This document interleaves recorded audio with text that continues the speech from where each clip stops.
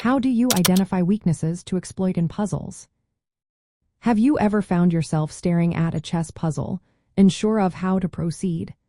Identifying weaknesses in your opponent's position is key to solving these puzzles effectively. Let's break down how you can spot these weaknesses step by step. First, look for weak squares. These are squares that cannot be defended well by pawns or pieces. If your opponent has pushed their pawns too far or has gaps in their pawn structure, you may find these weak squares. For example, if the pawns are on light squares, the dark squares around them might be vulnerable. This is where you can plan to place your pieces to take advantage of these gaps. Next, focus on the pawn structure. Remember, pawns cannot move backward. If your opponent has to push a pawn to defend, it can create lasting weaknesses. Look for isolated pawns, which have no friendly pawns on adjacent files, or backward pawns that cannot be advanced. These types of pawns are often easy targets. Another important aspect is spotting backward and isolated pawns. A backward pawn is one that is behind all pawns of the same color on adjacent files.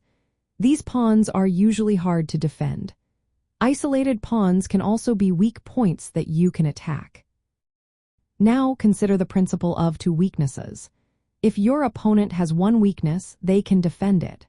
However, if you can create a second weakness, it forces them to spread their defenses. This could mean shifting your attack from one side of the board to another or combining threats to stretch their resources thin. Pay attention to piece placement and coordination as well. Weaknesses are not just about pawns. Pieces that are poorly defended or trapped can also be exploited. Look for overloaded pieces that are defending too many points or pieces that are pinned. Next, analyze threats that force defensive moves. When you create a threat, your opponent may have to respond in a way that weakens their position.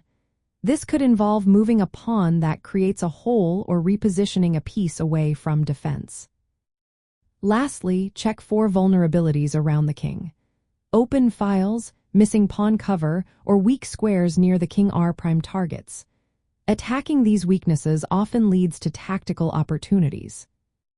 In practical terms, when solving intermediate move puzzles, start by scanning the position for these weaknesses. Ask yourself if there are any undefended or weak pawns or squares. Can you provoke your opponent into creating a weakness? Are there any tactical opportunities linked to these weaknesses? By systematically identifying and targeting these weaknesses, you can find the key moves that solve complex positions. This approach will not only help you in puzzles but also improve your overall strategic thinking in chess.